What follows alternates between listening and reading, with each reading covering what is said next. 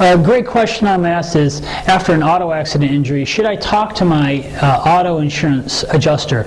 Now, definitely you need to keep in contact with your insurance adjuster, or you could have a representative such as a lawyer contact the adjuster for you, because there is some very important paperwork that needs to be filled out and gotten back to that adjuster even to open up your claim.